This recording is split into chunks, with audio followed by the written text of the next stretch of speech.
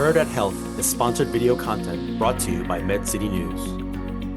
Hi, I'm here with Jeff from Imagine 360. Thank you so much for joining. Yeah, you're welcome. Nice to be here. Yeah, so to start, last year we talked about employers hitting record high costs.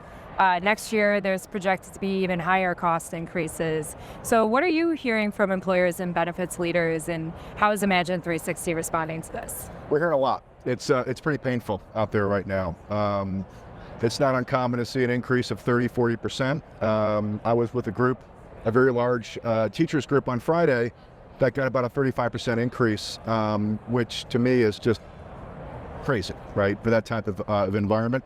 Right now, we're seeing some of the smaller groups renewing, and a lot of them are fully insured, looking to go to self-funded as a way to save some money, and we have a product for that. It's a level-funded product, all-inclusive, very easy to use, and we're having some nice success this year in the fourth quarter, seeing some companies that are even higher than 30%, some 40 or 50. Yeah, really good points right there. Going off of that, earlier this year, I recently covered Imagine 360's two new offerings, Imagine 360 RX and Imagine 360 Complete Care. Can you tell me a little bit more about these products and what they're designed to address? Yeah, so our thought is we want to be the fair dealer for every single piece of the health plan. And historically, that had been the TPA, the direct contracts, reference-based pricing, but we said, why not complete the entire cycle? And so adding in a really qualified physician network, adding in a pharmacy benefit program, which is the Imagine RX, really gave us the ability to look at what people were paying, how we get rebates back to all the members and the employer, and really not make any money, right, on the pharmacy side, but enable a company to choose that pharmacy benefit, embed it with the rest of our solutions.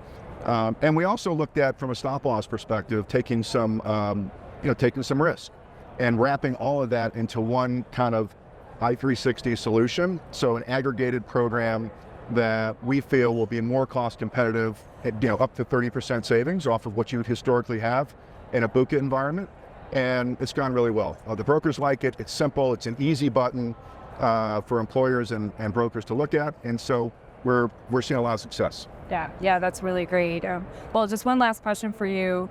What are the most critical shifts that really need to happen going forward in order to actually make progress on making healthcare more affordable for employers and their employees?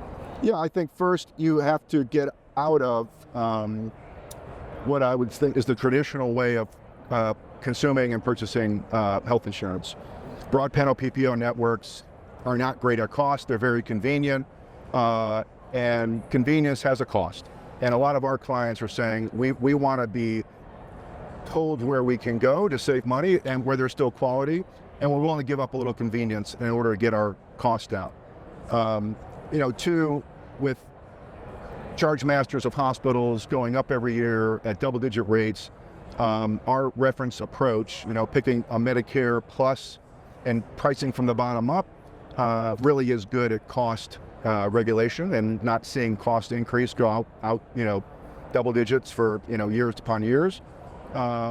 So yeah, I mean, those are the two things. Maybe the last thing is being better with high cost claimants. 1 or 2% are eating 35 to 40% of the total cost of a plan.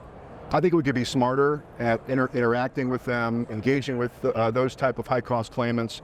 And down the road, I would suspect we're going to see more programs tailored to that population in an effort to get them through the right side of care, but also give them a quarterback. And that care quarterback, I think, could help reduce that cost.